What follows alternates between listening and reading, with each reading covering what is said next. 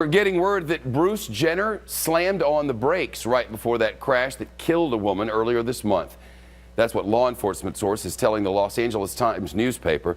Investigators say right before the crash in Malibu, Bruce Jenner had been towing an off-road vehicle when his SUV struck a white Lexus sedan, which had slowed in front of him.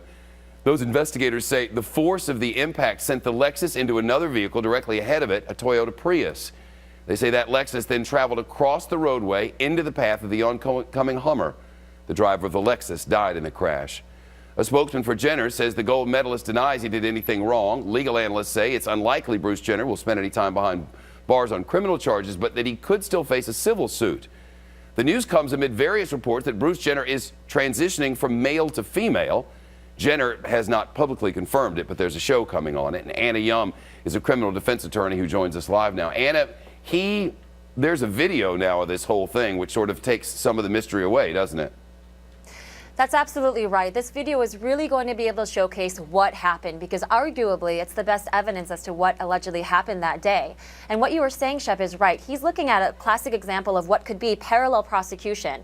In the world of civil litigation, I think it goes without question that he might be looking at some civil liability here, especially if he caused this accident. Now, on the other side, whether he's facing criminal charges or not, I think that's going to be unlikely, because it really comes down to whether he was negligent and or grossly negligent. So this video is really going to highlight for us what happened and what kind of trouble he could be in. The rule has kind of always been if you hit somebody from behind, doesn't matter what they did, it's your fault. But that doesn't mean you're criminally liable.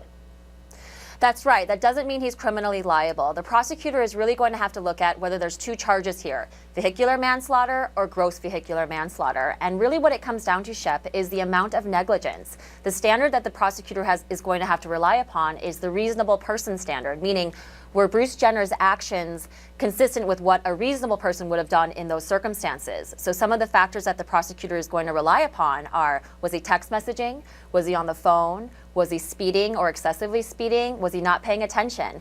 And of course, an accident reconstruction expert is going to be very crucial in determining that. Preliminarily, the report is that he didn't have any substances in him, any illegal or intoxicating substances in him, that he wasn't speeding, and that wasn't negligent, that he wasn't on his cell phone and that sort of thing. But I'm sure there's a lot more to be done here.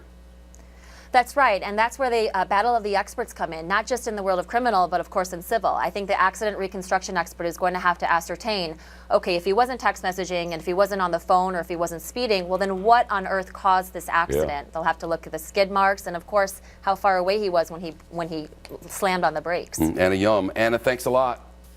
Thanks, Shep. Fox Report now, and more of the headlines from here on the Fox.